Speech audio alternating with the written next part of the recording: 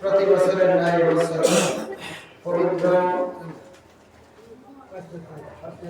10ই মুহররম পবিত্র আশুরা মানে 10 আশুরা মানে 10 পৃথিবীর শুরু থেকে কারবালার প্রান্তের ঘটনা আগ পর্যন্ত প্রতিটা ঘটনাই ছিল মুসলমানদের জন্য বিজয়ের জন্য। সুবহানাল্লাহ। যত বড় বড় ঘটনা ঘটছে এই দিনে পৃথিবী সৃষ্টি হয়েছে। এই দিনে হযরত আদম আলাইহিস সালাম দুনিয়াতে আসছেন। এই দিন নবীর কিস্তিতে মহান প্লাবন থেকে আল্লাহ এই 10ই মুহররম তাকে নাজাত দিয়েছেন। ইউনুস নবী মাছের পেটে ছিল 40 দিন, যেদিন বের হয়েছে 10ই মুহররম আসরের পরে বের হয়েছে। সুবহানাল্লাহ।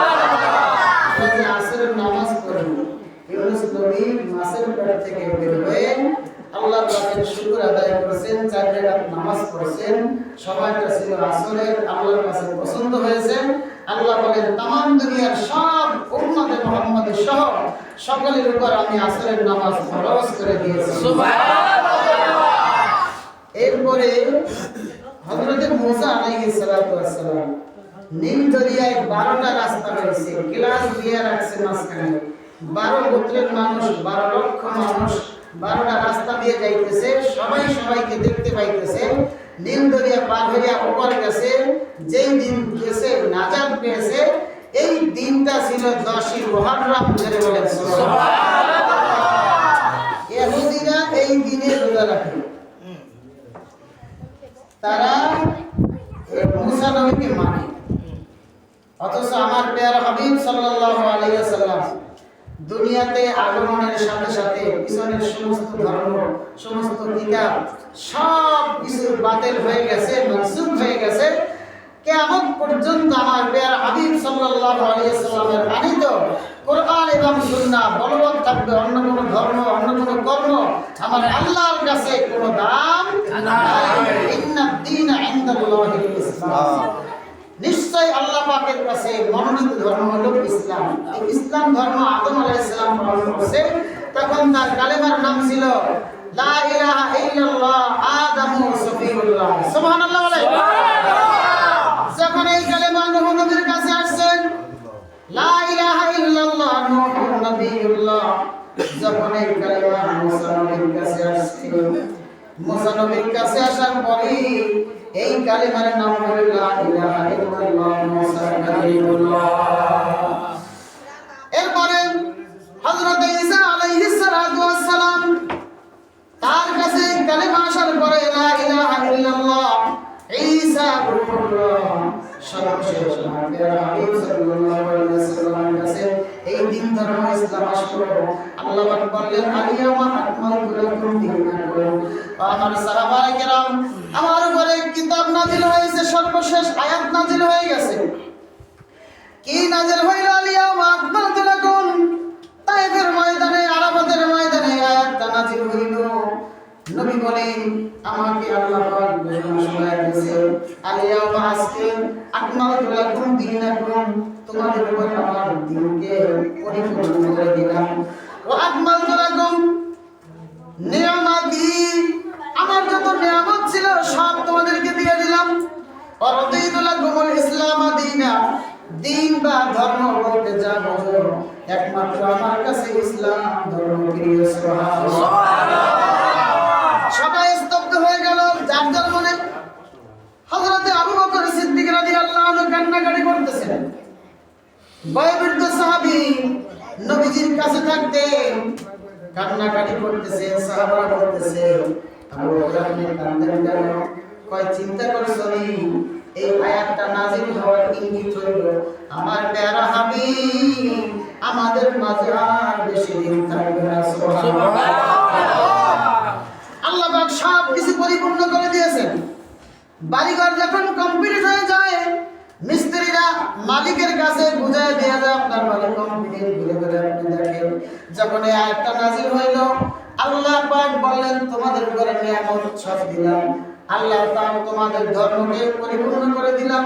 নতুন করে আর কোনো ধর্ম আসবে না, নতুন করে আর কোনো নবী আসবে না। এর মানে এই আয়াতের মাধ্যমে বুঝাইছে বেশি দিন আমার প্রিয় হাবিব দুনিয়ার জমিনে থাকবে না। তারপরে যে কালেমা নাযিল হইল লা ইলাহা ইল্লাল্লাহ মুহাম্মাদুর রাসূলুল্লাহ। আদম আলাইহিস সালাতু ওয়াস সালাম থেকে ঈসা নবী আলাইহিস সালাতু ওয়াস সালাম পর্যন্ত লক্ষাধিক পয়গম্বর ছিল।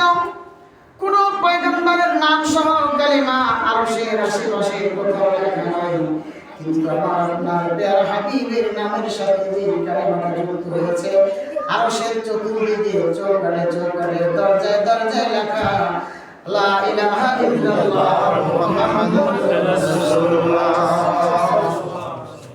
হযরত আদম আলাইহিস সালাতু ওয়াস সালাম এই কালেমাটা খেয়াল করেছেন। জান্নাতের প্রতি গেটে গেটে শুধু আল্লাহ পাকের নামের সাথে একটা বরকতময় নাম। এই নামটা দেখে সবাই খুশি লাগলো।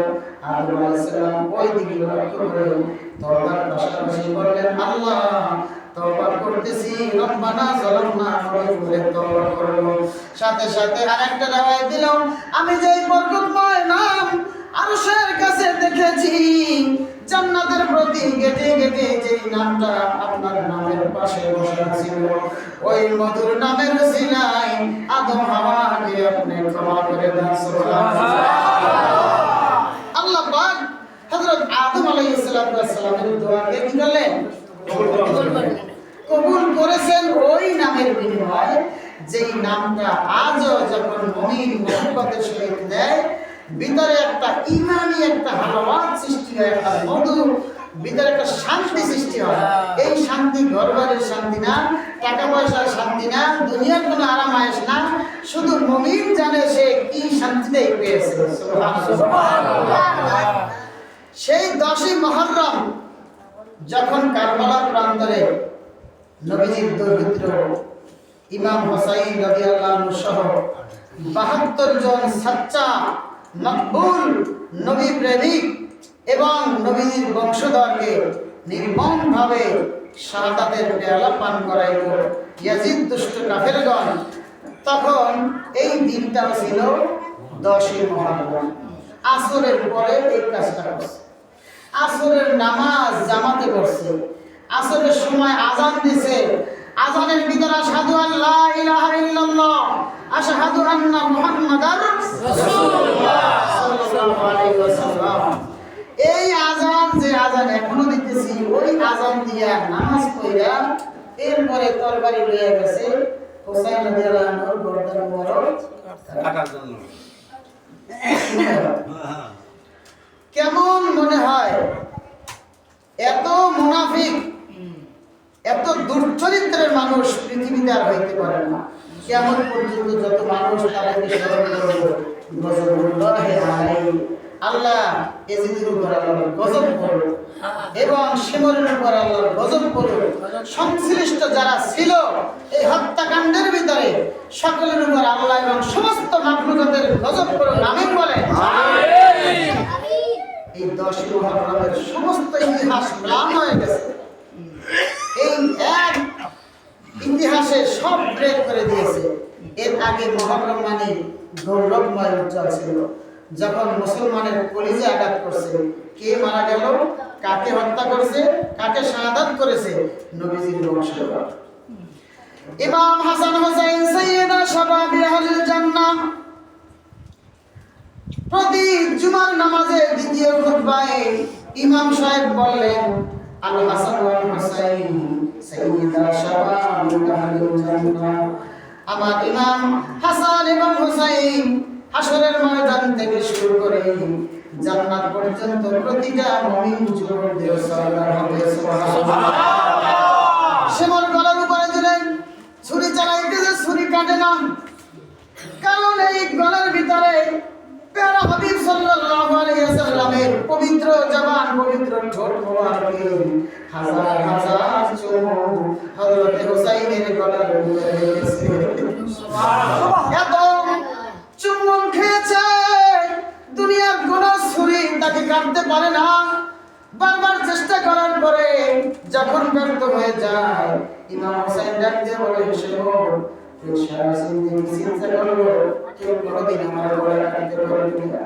তবে আল্লাহর কাছে অনুমতি চাও, আমি হুসাইনকে তোমার নামে কুরবানি করলাম। আল্লাহু আকবার। যখন আল্লাহর নামে ছুরি চালাইলো, ছুরি চালাইতেছে ইমাম হুসাইনের গলায়, নবীজির বংশধর, ও ঠিকই আল্লাহর নাম নিয়ে চালাইছে। আল্লাহ ছুরিকে হুকুম দিলেন, ছুরি কাটতে থাকো, কারণ হুসাইনের রক্ত দুনিয়ায় পড়ার সাথে সাথে একটা জিনিস মা হাতে মনে রেখেছে। হাসরের ময়দানে যখন মানুষগুলা জাহান্নামের দিকে নিক্ষেপ করা হবে, ফারিকুম ফিল জান্নাহ ফারিকুম ফিস সাইর, একদল জান্নাতের দিকে যাবে, একদল জাহান্নামের দিকে যাবে।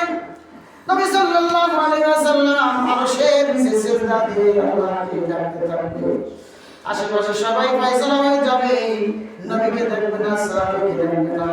এইভাবে জিবরাইলকে ডাক দিয়ে বলবে, আমার বন্ধুকে ডাকো, মাথা উঠাও, ইরফা রাসাকা ফাশফা তুশাফা। দুইটা কথা বলবো যে, হে আমার বন্ধু, আপনি মাথা উঠান, ফাশফা আপনি সুপারিশ করেন, তুশাফা এই মুহূর্তে যত সুপারিশ করবেন আমি আল্লাহ সব সুপারিশ কবুল করে নেব। নবী কোথাও তাকাইবেন না, একদরে জাহান্নামের গেটের দিকে চলে যাবে। সব উম্মতদেরকে এইভাবে জান্নাতের দিকে নিয়ে আসবে। আল্লাহর কাছে অনুমতি চাইবে, আল্লাহ জাহান্নামের ভিতরে অনেক উম্মতের আওয়াজ আমি শুনতে পেয়েছি, আমাকে একটু জাহান্নামের ভিতরে ঢোকার পারমিশন দেন। বলে, বন্ধু, এই আখিরাতের যে কোনো ঘাটিতে ঢুকতে আপনি নবীর কোনো পারমিশনের প্রয়োজন হবে না। নবীজি ঢুকলেন, দেখেন নিবু ছোট্ট ছোট্ট কিছু বাতি দেখা যায়, সব অন্ধকার। জাহান্নামের আগুনকে থামিয়ে দেওয়া হয়েছে। নবীজি কদম ফেলার সাথে সাথে জাহান্নাম শান্ত হয়ে গেছে। কিছু অল্প অল্প পাখির মতো দেখা যায়। ওই মানুষগুলোকে নিয়ে আসবে, দেখবে তার ভিতরে কোনো আমলের বালাই নাই, কিন্তু জীবনে একবার ওই কালিমা পড়েছিল। ওই কালিমার নূরটা তার কপালের ভিতরে চমকা দিতেছে। তাদেরকে ডাক দিবেন, সুপারিশ করা শেষ। এবার ফাতিমা রাদিয়াল্লাহু আনহা আসবেন। ওই যে ইমাম হাসান জহরে শাহাদাত বরণ করেছে, ইমাম হুসাইন কারবালার প্রান্তরে শাহাদাত বরণ করেছে। এই রক্তমাখা বদন, রক্তমাখা জামা কাপড় শরীর নিয়ে আল্লাহ পাকের দরবারে পেশ করবে। আল্লাহ, আমার ইমাম হাসান ইমাম হুসাইনের তাজা রক্তের বিনিময়ে আমার বাবার যত গুনাহগার উম্মত আছে সব উম্মতকে নাজাত দিয়া জান্নাতের ঘোষণা দিয়ে দাও। সুবহানাল্লাহ, তাকবীর, আল্লাহু আকবার, আরে রিসালাত, ইয়া রাসূলুল্লাহ, শাহাদায়ে কারবালা জিন্দাবাদ, জিন্দাবাদ, শাহাদায়ে কারবালা জিন্দাবাদ, জিন্দাবাদ। সেই কারবালার ইতিহাস আমাদেরকে মনে করিয়ে দেয় যে ইসলামের জন্য যারা মুমিন তারা জীবন দিতে কোনো কুণ্ঠাবোধ করে না, অন্যায়ের সাথে কোনো আপোষ করে না। সে অন্যায় যদি আমার ছেলে করে, ছেলের সাথে আমার কোনো সম্পর্ক নেই। সে অন্যায় যদি আমার মেয়ে করে, মেয়ের সাথে আমার কোনো সম্পর্ক না। আমার স্ত্রী করলে তার সাথে কোনো সম্পর্ক নাই। যে জায়গায় আল্লাহ এবং আল্লাহর রাসূল বেজার হয়, নারাজ হয়, ওই জায়গায় কাউকে আমি মানতে পারি না। নূহ নবীর নাম শুনছেন? শুনছি। নূহ আলাইহিস সালাতু ওয়াস সালাম। নূহ নাম হলো, এটার অর্থ হলো ক্রন্দনকারী। নবীজি কাঁদতেন বেশি। দেখেন, আমরা মানুষকে যখন দাওয়াত দিই, বাচ্চারা নামাজ পড়তে চলে, হয়তো বলে যে যান আমরা আসতেছি, বা দোয়া করেন শয়তানে পাইছে নামাজ কালাম করতে পারি না, দাদা দোয়া করেন যেন যাইতে পারি। এর থেকে বেশি কিছু বলে না। নূহ নবী সকালবেলা দাওয়াত দিয়ে বের হয়েছে, দাইয়ারা বলেছে। দূরের শব্দ তো শব্দই, কানের ভিতরে আঙ্গুল দিয়ে সরে যেত। এইভাবে কিছুদিন করলো। বছর যাইতেছে। সকালবেলা উঠে জিবরাইল এসে বলে, গতকালকে যে দাওয়াত দিয়েছেন আজকে একই দাওয়াতের কাজ। কাফের মুশরিকরা যারা নবীকে মানত না, নবীর গায়ে পাথর মারতে মারতে মারতে মারতে পুরো শরীরটা পাথরে ঢেকে গেছে, মানে বেহুশ। ওয়ালা ইয়ালিদু ইল্লা ফাজিরান কাফার। ৮০ থেকে ৮২ জন মানুষকে মুসলমান বানাইছে, ৯৫০ বছর দাওয়াত দিয়েছে। সুবহানাল্লাহ, সুবহানাল্লাহ। ৯৫০ বছর এক টানা দাওয়াত দেওয়ার পরে ৮০ জন অথবা ৮২ জন মুসলমান হয়েছে। এই নূহ নবী কান্ত ইলিগা আল্লাহ পাক তাকে নূহ বলে সম্বোধন করলেন, যে ক্রন্দনকারী। এক এক নবীর এক একটা গুণ অনুসারে নাম যাচ্ছে। এই ক্রন্দনকারী নবী তিনি ৯৫০ বছর দাওয়াত দেওয়ার পরে তার মেজাজ খারাপ হয়ে গেছে। আল্লাহর কাছে বর্দোয়া করছে, আল্লাহ আমার এই কমকে তুমি বাঁচাও, আর যারা আছে তাদেরকে তুমি ধ্বংস করে দাও। নূহকে বললেন, নূহ ওই মরুভূমির ভিতরে সুন্দর করে ৬ তালা বিশিষ্ট একটা কিস্তি বানাও। মরুভূমির ভিতরে কিস্তি বানাইছে, ওই জায়গায় পানি উঠবো, এদিকে আর হাসতে শুরু। পাগলা ছিল ঘরে, আমাদের বাইরে উঠাবো, মানে কাফের মুশরিকের শরীরে এখন আগুন জ্বালাই দিয়েছে। কিন্তু নূহ নবী কোনো কিছু করে না, কারণ আল্লাহর হুকুম বানাইতেছে।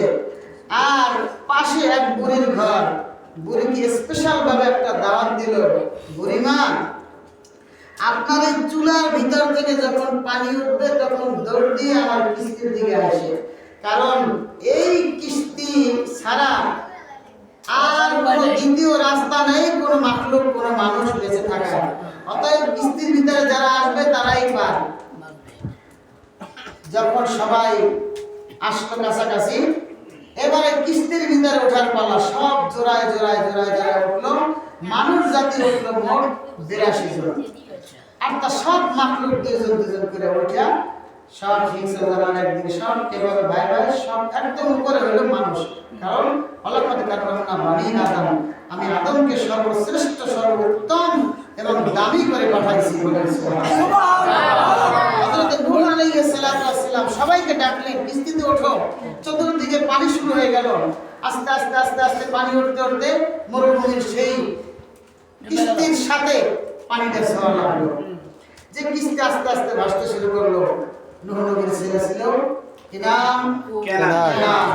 এই কেনান এত বড় ছিল যে পাহাড়গুলো তার হাঁটু পরিমাণ হতো। এই যে পাহাড় দেখতেছি, এই সর্বোচ্চ পাহাড় তার হাঁটু পরিমাণ হতো। এত বোঝেন যে কত বড় লম্বা ছিল। কয় আপনি যাইবেন কি? আপনার এই তুবার নাইলে আমার হাঁটু পরিমাণ হলে পাহাড়, আমি পাহাড়ে উঠবো। এরপরে তো কত কি আসমান পর্যন্ত বন্যার পানি কতটুকু ওঠে, নাইলে 10-20 উঠবো। আর বাংলাদেশে কি উঠবো? এই তো ধারণা বা এই 100-200 বছরের ভিতরে অভিজ্ঞতা তাই নেই। 88 বন্যা বা এই যে বন্যাগুলো হয়েছে, কত কি পানি উঠছে, ঘরে উঠছে, চাল পর্যন্ত উঠছে, গাছ পর্যন্ত উঠছে। এই তো গাছের উপর তো আর যায় না, গেছে। তাই এই কথা সে অহংকার করে বলছিল। যখন আল্লাহ পাকের গজব শুরু হয়, কোনো কিছুতে কাজ হয় না। বিশাল বিশাল তুফান আসতে লাগলো। সব তুফানগুলো শক্তি দিয়ে মোকাবেলা করতে গেছে। মোকাবেলা করতে করতে করতে করতে এক পর্যায়ে পানি বাড়তে বাড়তে পাহাড় ডুবে গেল। এই পাহাড়ের উপরে কেনান উঠতেছে। উঠা এমন প্রচন্ড এক আঘাতে কেনান পড়ে গেছে। আল্লাহর নবী নূহ তিনি ডাক দিয়ে বলতেছেন, বাবা এখনো সময় আছে, আমার কিস্তিতে আজকে তোমাকে কেউ রক্ষা করতে পারবে না। আল্লাহর গজব শুরু হয়ে গেছে, তুমি অহংকার করো না। আশা আছে আসে নাই, দ্বিতীয়বার ডাক দিয়েছে, আসে নাই। তৃতীয়বার যখন নূহ নবী ডাক দিয়েছে, আল্লাহ পাক ওহী নাযিল করলো ফেরেশতা দিয়া, ইয়া নূহ লাইসা মিন আহলিক, হে নূহ আপনি যারা ডাকতেছেন সে আপনার আহাল পরিবারের কেহ না। এই ঈমানদার যে 82 জন উঠছে এরাই আপনার পরিবার। যারা বলে সুবহানাল্লাহ। হাজার হাজার ইয়াজিদি সৈন্য ছিল, তারা আসরের নামাজ পড়ছে, মাগরিবের নামাজ কাজা হয়ে যাবে এর আগে হত্যা শেষ করছে, হাত পা দিয়ে নামাজ পড়ছে। হাজার হাজার সৈন্য ছিল। এই 82 জন কি ওই সময় নূহ নবীর 82 জন ছিল মানুষ? লক্ষ লক্ষ মানুষ পুরো পৃথিবীতে ছিল, কিন্তু তারা ছিল বেঈমান। ওই বেঈমানের কোনো দাম আল্লাহর কাছে নাই। দাম ছিল, মূল্য ছিল 82 জনকে। এই মূল্য দিয়া, সম্মান দিয়া কিস্তিতে উঠাইছে। পুরা নূহকে দ্বিতীয় আদম বলা হয়। আদমের আগে যেমন কোনো মানব জাতি ছিল না, নূহ ওই 82 জনের পরে আর কোনো মানব জাতি ছিল না। এই জন্য নূহকে আদমের সানি বলা হয়। দ্বিতীয় আদম হযরত নূহ আলাইহিস সালামকে বলা হয়। ঠিক আছে না? তো এই 82 জন মানুষ কোথায় ছিল? কিস্তির নিচে ছিল। হাজার হাজার মানুষ ছিল। আল্লাহর কাছে কোনো দাম নেই, আল্লাহ শেষ করে দিয়েছে। ঠিক ইয়াজিদ বাহিনী সহ লক্ষ লক্ষ মানুষ ছিল। হুসাইন রাদিয়াল্লাহু আনহুকে শাহাদাত করতেছে, হাসতেছে, তামসা করতেছে, ফুর্তি করতেছে। আল্লাহ পাকের সপ্তম আসমান পর্যন্ত থরথর করে কাঁপতেছিল। আল্লাহর আরশ পর্যন্ত থরথর করে কাঁপতেছিল যে দুনিয়ায় কি ঘটনা হইতেছে। 10ই মুহররম সেই হৃদয় বিদারক ঘটনাগুলো আজ মুমিনের অন্তরে আঘাত দেয়। এখন পর্যন্ত ওই দলের মানুষ আছে। নূহ নবীর 82 জন বাদে 8টা ছিল না, সব মারা পড়ছে। কিন্তু হুসাইন রাদিয়াল্লাহু আনহুর 72 জন বাদে আর যত লক্ষ লক্ষ মানুষ ছিল, তাদের বংশধর তারা এবং তাদের বংশধর তাদের দোসর এখনো পর্যন্ত পৃথিবীতে আছে না? নাই? তারা এখনো ওই চক্রান্ত করে যাইতেছে। নবীর বংশকে আল্লাহ পাক কিয়ামত পর্যন্ত সসম্মানে চিন্তা রাখবে। এটা আল্লাহ পাকের গ্যারান্টি। ধর্মের বাতি নিবু নিবু করে জ্বলে, কিন্তু একেবারে বন্ধ হয় না। ওরা মনে করেছিল ইমাম হুসাইনকে হত্যা করার মাধ্যমে নবীর বংশ শেষ হয়ে যাবে, আমরা পৃথিবী শেষ হয়ে যাবে। আমার আল্লাহ বলেছেন না, আমি যেই বাতি জ্বালাইছি সেই বাতি কেউ নিভাইতে পারবে না। যে হক আসলে সাথে সাথে বাতিল বিলুপ্ত হয়ে যায়, বাতিলের ধরনের সাথে সাথে অন্ধকার কোথা থেকে পালাই গেছে টের পাইছেন? এটা তো দুনিয়ার খেলা। হাসরের ময়দানে আল্লাহ পাক আল্লাহর হাবিবের হাতে এত ক্ষমতা দিবেন, এই ইমাম হাসান হুসাইনের হাতে এত ক্ষমতা দিবেন, জান্নাতে যত মানুষ আছে এই পুরো মানুষ জান্নাতে যাবে না, বুড়া মানুষ জান্নাতে যাবে না, কালো মানুষ জান্নাতে যাবে না, এই সুন্দর সুন্দর চেহারা যাবে না, এই নবীর মতো চেহারা সুন্দর করবেন, দাউদ আলাইহিস সালাতু ওয়াস সালামের মতো কণ্ঠ দান করবেন, আমার প্রিয় হাবিব সাল্লাল্লাহু আলাইহি ওয়াসাল্লামের মতো আদর্শবান সুন্দর চরিত্র দিয়া 25 বছর বয়স দিয়া এইভাবে জান্নাতীদেরকে সাজাইবেন, এই দুনিয়ার মতো 10টা দুনিয়া সমান জান্নাত দিয়া জান্নাতের সর্দার বানাইবেন ইমাম হাসান এবং হুসাইন। জোরে জোরে বলেন আল্লাহ। এই 10 মুহররমের শিক্ষা, যেই ব্যক্তি ইমাম হাসান এবং ইমাম হুসাইনকে স্মরণ করবে, অনুসরণ করবে, মহব্বত করবে, ভালোবাসবে, সে যেন আমার নবীকেই ভালোবাসলো। জোরে বলেন সুবহানাল্লাহ। কারণ ইমাম হুসাইন তার চেহারার ভিতরে এমন একটা নূর ছিল, যেই নূরটা সরাসরি আমার প্যারা হাবিব থেকে তিনি গ্রহণ করেছেন, যার কারণে ইমাম হাসান এবং ইমাম হুসাইন তাদের চেহারার ভিতরে নবীর চেহারাটা বেশি উঠতো। সুবহানাল্লাহ। ইন্তেকালের পরে সাহাবায়ে কেরাম দৌড় দিয়া নবীকে দেখতে চাইলে দেখতে সরাসরি পারতো না, দৌড় দিয়া ডাক দিলে, হাসান আসো, ও হুসাইন কোথায় আছো, আমাদের কাছে আসো, আমরা যেন তোমাকে দেখলে নবী দেখার স্বাদ মিটে যায়। সুবহানাল্লাহ। সেই হাসান এবং হুসাইনের স্মরণে আজকের এই সংক্ষিপ্ত মিলাদ মাহফিল যারা এখানে উপস্থিত হয়েছি, আপনাদের কি ভালো লাগে? এটা কি কোনো দুনিয়ার আসর, কোনো গানের আসর, কোনো গান বদনাম হয়? এখানে আল্লাহ এবং আল্লাহ রাসূলের গুণগান হয়, ওলি আল্লাহদের গুণগান হয়। তাদেরকে স্মরণ করলে দেখবেন একজনকে একজনে ভালোবাসে। এই ভালোবাসার মানুষটার কথা যদি কেউ বলে, তারও কিন্তু সে ভালো পায় যে ভাই তোমার বাড়ি কই? ছোট্টবা। আমার শ্বশুর বাড়ি তো ছোট্টবা। ওই ভাই চা খেয়ে যাবো। এই যে ডাক দিলে এখন আত্মীয় কিচ্ছু না, চিনি না, ওই যে মহব্বতের সে কি যে মহব্বতের কারণে ডাক দিয়েছে। তো আমার আপনার মহব্বত যদি ইমাম হাসান এবং ইমাম হুসাইনের সাথে থাকে, ওলি আব্দালের সাথে থাকে, তাদের আলোচনাটা শোনার সাথে সাথে ভিতরে ইমানটা তাজা হয়ে যাবে।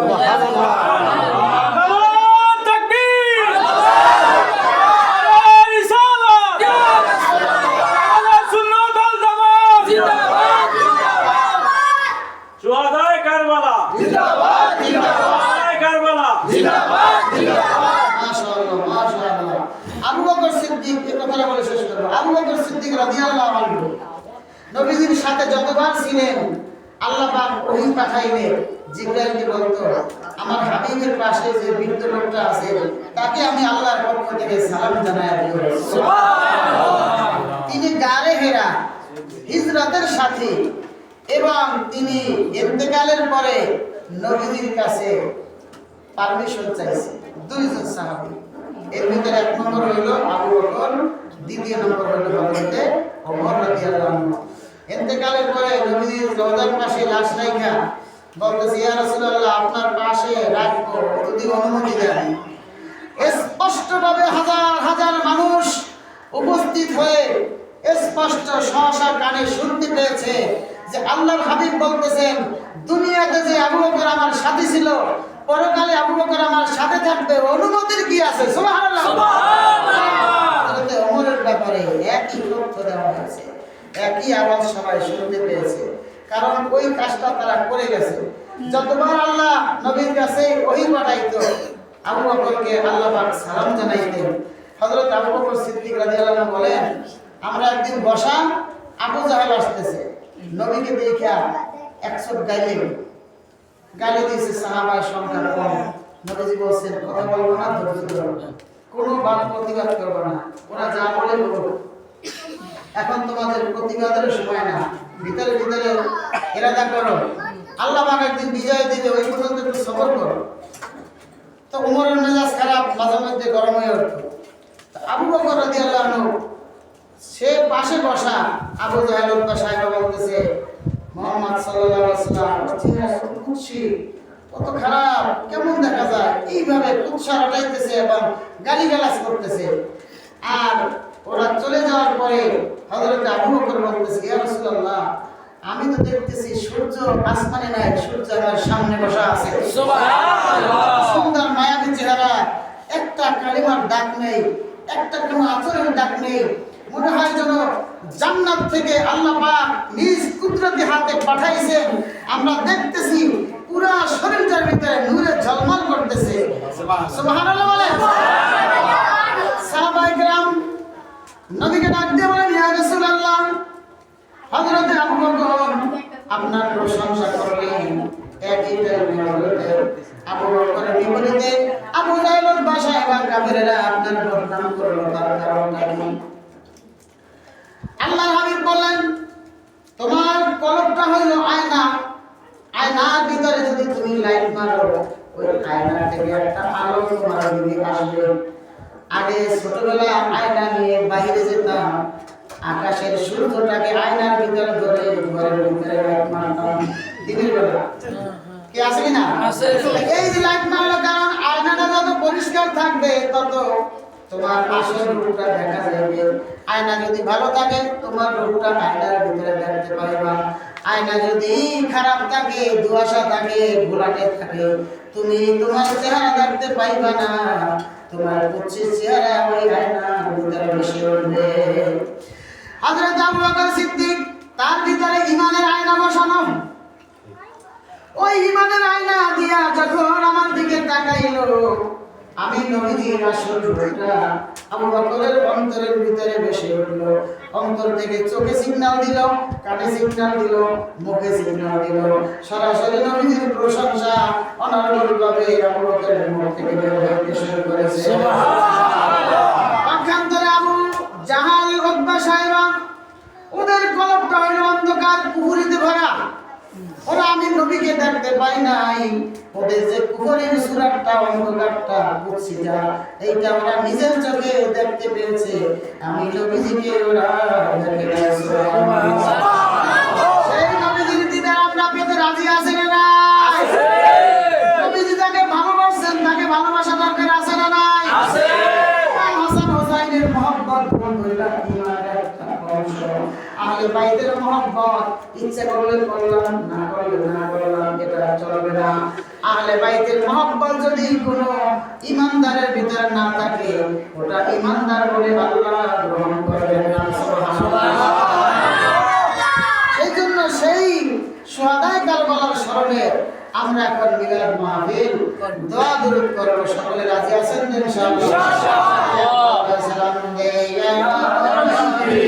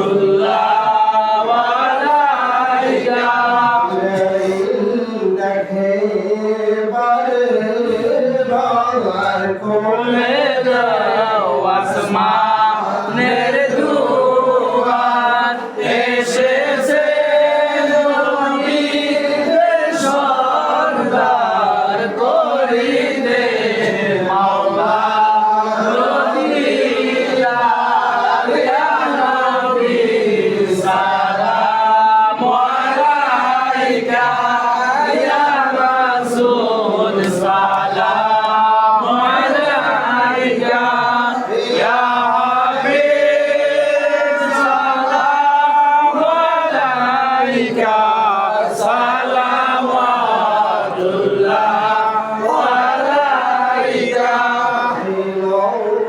আল্লাহ রব্বানি কোহালো মধুকর রজনী করিলেন জগৎ নুরানি আমেনার নয়ন মনি ইয়া নবী সালাম আলাইকা ইয়া রাসূল সালাম আলাইকা ইয়া হাবিব সালাম আলাইকা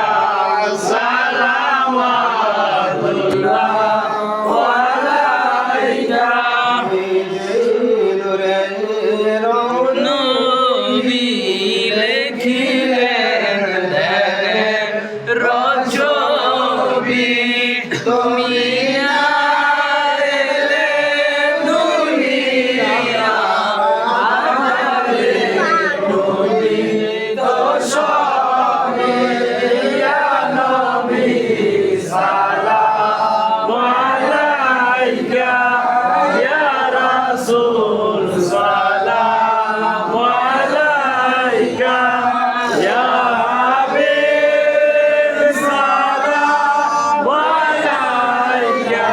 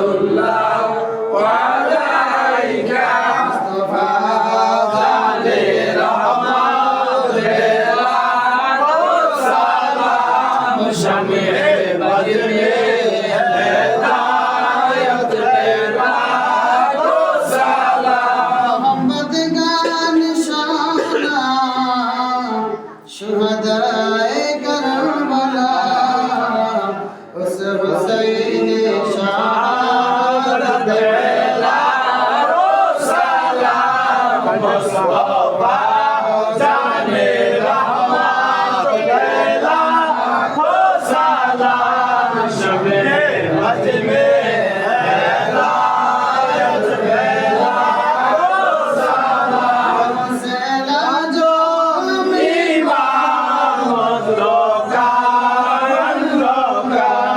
गौसे आजो इमाम लोका जलवाए शान कुदरत